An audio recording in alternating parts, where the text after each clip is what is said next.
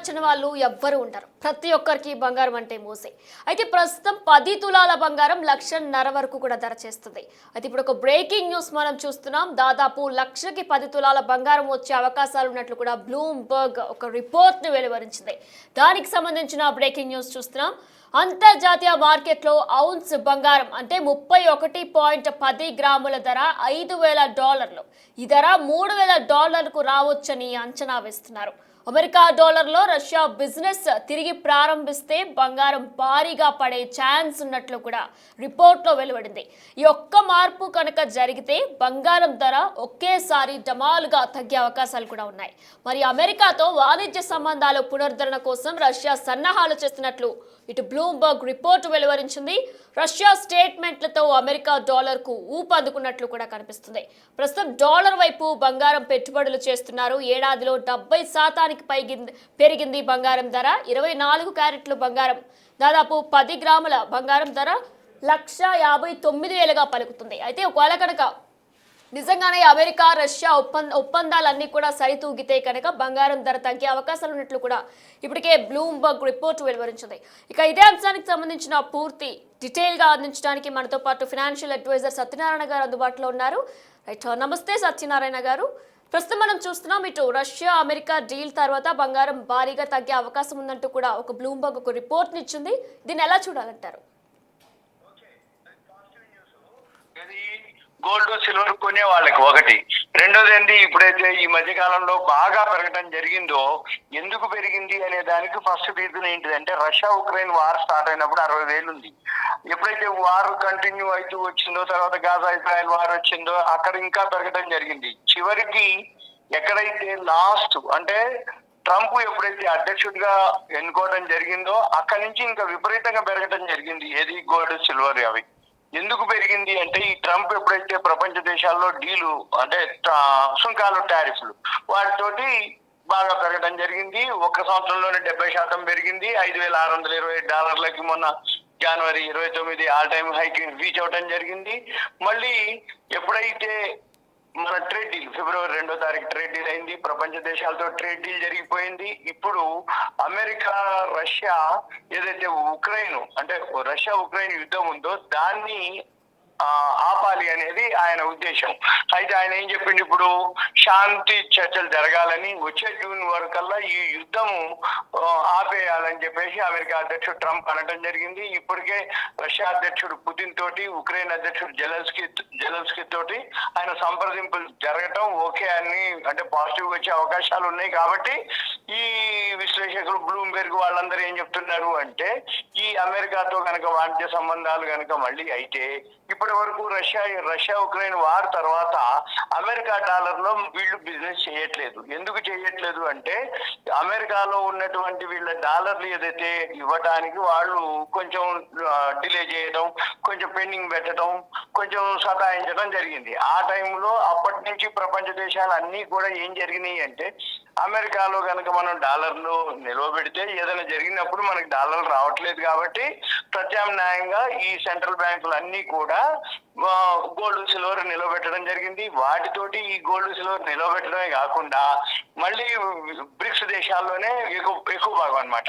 ఈ బ్రిక్స్ దేశాలు ఏంటి అంటే Britain, Russia, India, China, south Africa ఏవైతే ఈ బ్రిక్స్ దేశాలు ఉన్నాయో ఇరాన్, ఇండోనేషియా, ఇథోపియా, ఈజిప్ట్ ఈ దేశాలన్నీ కూడా అవసరమైతే ఇంకొక డాలర్ ని కూడా అమెరికా డాలర్ కి ప్రత్యామ్నాయంగా ఇంకో డాలర్ ని కూడా ప్రారంభించాలని కూడా అనుకోవటం, ఇవన్నిటితోటి ఈయన శాంతి ఆయనకి నోబెల్ బహుమతి కావాలి అని సంవత్సరం నుంచి ప్రపంచ దేశాల మీద ఆధిపత్యం, నేనే ప్రపంచ దేశాల్లో అంటే యుద్ధాలు ఆపించిన, అలానే ఈ రష్యా ఉక్రెయిన్ యుద్ధాలు ఆపండి అని చివరికి ఇప్పుడు ట్రేడ్ డీల్ జరగటం, ఎప్పుడైతే నోబెల్ శాంతి బహుమతి అతనికి రాలేదో ఇక ఆయన అంటే ఇక నేను దాని మీద ఏం ఆలోచించాను, ఇక నేను నా పని నేను చేస్తూ పోతా, ప్రపంచ దేశాల్లో శాంతి కావాలి కాబట్టి నేను దానికి ఏదో కృషి చేస్తాను. ఇప్పుడు ఏదైతే రష్యా ఉక్రెయిన్ వార్ ఉందో ఈ వార్కి టైం ఇవ్వటం అన్నమాట.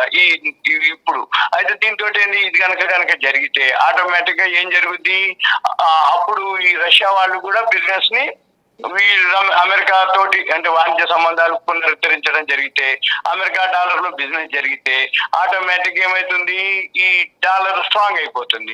ఎప్పుడైతే డాలర్ స్ట్రాంగ్ అవుతుందో అప్పుడు ఈ కేంద్ర బ్యాంకులు అంటే సెంట్రల్ బ్యాంకులు ఏవైతే గోల్డ్ కొంటున్నాయో అవన్నీ కూడా కొనవు. ఇక మళ్ళీ వీటితోటి అసలు మొత్తం ఈ గోల్డ్ సిల్వర్ నిల్వలు ఏవైతే ఉన్నాయో ఈ 1 year నుంచి, అంతకు ముందు కొత్త భాగం, ఈ 1 year నుంచి ఇంకా విపరీతంగా 15-16 నెలల నుంచి కంటిన్యూగా చేయకుంటూనే వచ్చింది. అయితే ఎక్కడ వచ్చింది, ఈ అసలు వరల్డ్ లో ఉన్నటువంటి నిల్వల్లో 20% ఈ బ్రిక్స్ దేశాల దగ్గరనే ఉంది. అయితే ఇక్కడ ప్రొడక్షన్ ఉంది, నిల్వలు ఉన్నాయి. ఇప్పుడు ప్రొడక్షన్ తగ్గట్టుగా నిల్వలు ఉన్నా కానీ వీళ్ళు ఏం చేస్తున్నారు, వీళ్ళు అమ్మకాలు తగ్గించారు. అమ్మకాలు ఎప్పుడైతే తగ్గించారో ఆటోమేటిక్ ధరలు పెరగడానికి దోహదపడింది. మళ్ళీ ఇప్పుడు డాలర్ కనుక స్ట్రాంగ్ అయ్యి మద్దతు పెరిగితే అంటే రష్యా వాళ్ళు వరల్డ్ వైడ్ మొత్తం కూడా ట్రేడింగ్ కనుక చేసినట్టయితే డాలర్ కు మద్దతు పెరుగుతుంది. డాలర్ బాండ్లు అంటే అమెరికా బాండ్లు గిరాకీ వస్తాయి. అట్లా ఆటోమేటిక్ అప్పుడు ఏం జరుగుతుంది అంటే ఈ గోల్డ్ సిల్వర్ మీద పెట్టుబడులు ఏవైతే ఉన్నాయో అవన్నీ కొంచెం తగ్గుతాయి అనమాట. అందుకని 2027 ఆఖరికి వీళ్ళు ఇప్పుడు చెప్పేది ఇప్పుడు కాదు, 2026 మనం ఇప్పుడు ఫిబ్రవరిలో ఉన్నాం, 2026 అయిపోవాలి, 27 ఆఖరి కంటే డిసెంబర్ 31 వరకు $3,000 రావచ్చు అనేది అనౌన్స్ చేయడం జరిగింది. అంటే వాళ్ళు విశ్లేషకులు. అయితే ఇది అంతకుముందు ఉదాహరణకి సపోజ్ ఒక 2 నెలల క్రిందట అనుకోండి, ఈ గోల్డ్ మ్యాన్ సాచి వాళ్ళు ఏమన్నారు, $5,000 అయింది అని అన్నారు. 5,000 నుంచి $5,500 అయింది అన్నారు.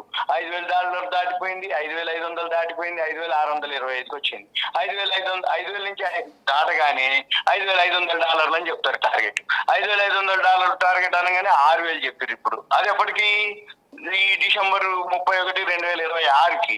కానీ మళ్ళీ ఇప్పుడు ఏం చెప్తారు, ఇవన్నీ కనుక జరిగితే అక్కడ ఒక క్వశ్చన్ మార్క్ ఉంటుంది. అక్కడ ఏం జరిగితే ఏదైతే రష్యా వాళ్ళు ఈ ఉక్రెయిన్ యుద్ధం ఆగాలి, రెండవది రష్యా వాళ్ళు బిజినెస్ ఏదైతే ఉందో అమెరికా డాలర్లు చేయాలి. అప్పుడే ప్రపంచ దేశంలో ఏదైతే ఆధిపత్యం రెండు ఉన్నాయి, అమెరికా రష్యా, వాళ్ళు మిత్రత్వం అవుతారు, వాళ్ళు సఖ్యతో ఉంటారు. అప్పుడు బిజినెస్ ఏదైతే జరుగుతుందో ప్రపంచవ్యాప్తంగా ఏదైతే సుంకాలు టారిఫ్లు ఉన్నాయి అవన్నీ అయిపోయినాయి. ఇప్పుడు ఇంకేం లేవు. ఇక ఏమన్నా ఒకటి అరా ఉన్నాయి కానీ అవి చిన్నవి, నెగ్లిజిబుల్ అనమాట. ఏది చిన్న చిన్న దేశాలు, ఇరాన్ అని, నైజీరియా అని, గ్రీన్లాండ్ అని అవన్నీ ఏవైతుంటే కొన్ని అవి ఇబ్బంది కాదు అది. కానీ మెయిన్ ఏదైతే ఉందో మంది ఓకే పాజిటివ్ అయిపోయింది.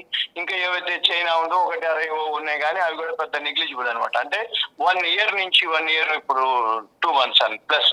అయితే 1 year ప్లస్ లోంచి ఈ మధ్య కాలంలో జరుగుతున్నాయి అన్ని కూడా క్లోజ్ అయిపోయినాయి. కాబట్టి ఇక నిరాటంకంగా ఆయన ఆయన ఆయన పనిచేస్తూ పోతే ట్రంప్ ప్రపంచ దేశాలన్నీ కూడా ఏమి ఉండవు, ఎవరి పని వాళ్ళు చేసుకుంటూ పోతే అప్పుడు ఆటోమేటిక్ గా షేర్ మార్కెట్ పాజిటివ్ లో ఉంటది, డాలర్ స్ట్రాంగ్ అయింది, ఎక్స్పోర్ట్స్ పెరుగుతాయి, ఇంపోర్ట్స్ పెరుగుతాయి, ఎక్స్పోర్ట్స్ ఇంపోర్ట్స్ దాన్ని బట్టి జరుగుతూ ఉంటది. అప్పుడు ఆటోమేటిక్ గా డాలర్ బలోపేతం అవుతుంది. ఎప్పుడైతే డాలర్ బలోపేతం అవుతుందో ఆటోమేటిక్ గా ఈ గోల్డ్ సిల్వర్ ఫాల్ అవుతుంది. అదే అనమాట వాళ్ళు చెప్పే న్యూస్ కూడా అదే. ఇవన్నీ కానీ జరగాలి అంటే టైం తీసుకుంటది, ఇక కాలమే అనమాట. అంటే ఇవన్నీ ఓకే అవ్వాలి, ఇవన్నీ ఇలా జరిగితే ఇలా జరుగుద్ది అని చెప్తారు విశ్లేషకులు, ఇలా జరిగితే ఇలా జరుగుద్దని. అప్పుడు ఏంటిది, ట్రంప్ రోజు ఒక నిర్ణయం చేసేటప్పటికి $5,500 అయితే, $5,900 అయితే, అట్లుంటది ఇట్లుంటది అని గోల్డ్ సిల్వర్ చెప్పడం జరిగింది. ఇప్పుడు ఏమి లేదు, మళ్ళీ చర్చలకు వచ్చి అన్ని కనుక సఖ్యత కనుకుంటే $3,000 కూడా వస్తుందని చెప్తారు. అది ఇప్పటికి కాదు, ఇంకో 2 ఏళ్ళ టైం ఉందని చెప్తారు. అయితే ఈ మధ్య కాలంలో ఇవన్నీ కనుక సాఫీగా ఉంటే తప్ప, కాకపోతే మనం ఈ వీడియో చూసే వాళ్ళందరికీ ఇన్వెస్టర్లకు చెప్పేది ఏంటిదంటే అవసరం ఉందా కొనుక్కోండి, ఇన్వెస్ట్మెంట్ చేస్తే చేసుకోవచ్చు, కొద్దిగా చేసుకోవచ్చు.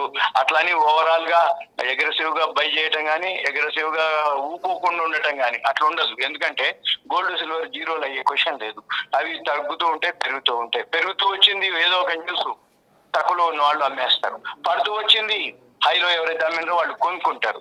అందుకని బిజినెస్ అంతా ఎలా జరుగుతుంది, ఈ న్యూస్ తోటి, ఈ ఈవెంట్స్ తోటి, ఏదో ఒక న్యూస్ తోటి పెంచుతారు, ఏదో ఒక న్యూస్ తోటి తగ్గిస్తారు. మన పని ఏంటిది, డైలీ అబ్జర్వ్ చేయాలి. ఈ అబ్జర్వేషన్ లో ఏం జరుగుతుంది, పాజిటివ్ అయితా, నెగిటివ్ అయితా, న్యూట్రల్ అయితా, అది అయ్యేటట్టు ఉంటాయా, అవనట్టు ఉంటాయా, కామన్ గా ఆలోచించడమే. ఇవాళ ఏంటిది, ఆ న్యూస్ ఏదైతే చెప్పిర్రో 3.5% సిల్వర్ ఫాల్ అయింది, గోల్డ్ ఒక 1% వరకు ఫాల్ అయింది.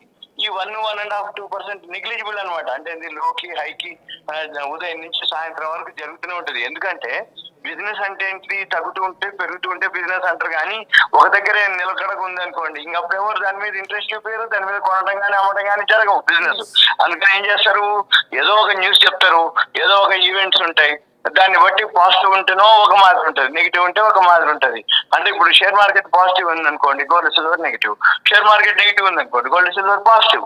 ఇప్పుడు ఏంటి, షేర్ మార్కెట్ పాజిటివ్, ఎందుకంటే అమెరికా మార్కెట్ లో ఆల్ టైమ్ హైక్ పోవడం జరిగింది, ఇండియా మార్కెట్ లో మనది కూడా ఆల్ టైమ్ హైక్ దగ్గరలో ఉంది, బ్యాంక్ నిఫ్టీ ఆల్ టైమ్ హైలో అప్పుడు ఉంది.